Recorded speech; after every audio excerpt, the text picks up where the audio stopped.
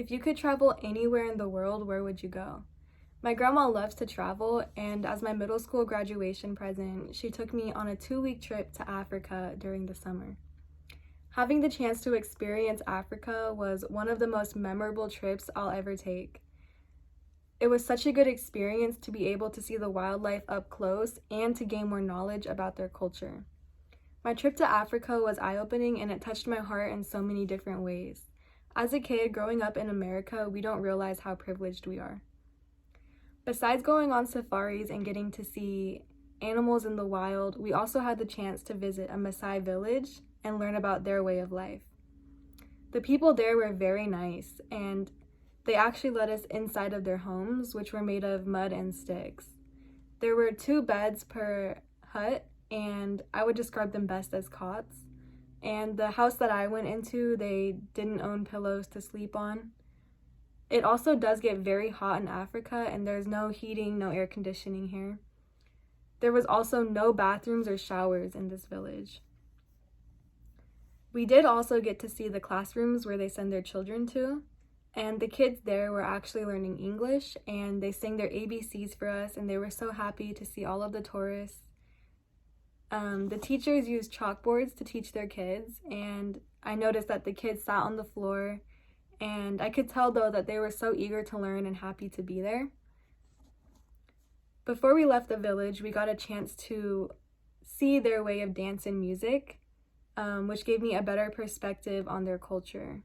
They did a dance for us called Adamu, which is best described as a jumping dance. The purpose of this dance is to jump as high as you can. And they were jumping so high, it was actually really impressive. It takes a lot of energy to do this dance, but you could tell they were having the best time. They were laughing, smiling, they were so happy, and we actually had a chance to jump in and join them and kind of experience their culture with them. My visit to the Maasai village is what touched my heart the most on this trip. It made me thankful for everything that I do have and things that I always took for granted. These villagers don't have much, but they were all so happy and enjoyed their lives to the fullest. I was so happy to see that they do have schools for their children and how excited those kids were to learn. In addition to visiting the Maasai village, I also saw the health conditions that they were living with in Africa and how they don't have access to healthcare like we do here in America. One thing that stuck out to me is the water that they were forced to drink for survival. Being a tourist, we were told not to drink the water from the showers or the sinks because we could become severely ill. They told us to brush our teeth with water bottles. To me, that was the most heartbreaking thing because the people there are forced to drink that water and their bodies are so used to it that they don't even get sick from it anymore, which I'm sure will bring health conditions later on to them. Before leaving for Africa, we had to get a yellow fever vaccination to ensure that we wouldn't catch it and bring it back home. Most people in Africa don't have access to vaccines and are just as susceptible to catch that specific disease. There are up to 60,000 deaths in Africa due to yellow fever. Many people catch yellow fever because they don't have the health benefits or the money to prevent it. Another huge issue in Africa is malaria. Their people aren't protected from it. Before we left, we had to take these pills and we had to take it while we were there as well. In some hotels, there was also mosquito nets around the bed for our protection.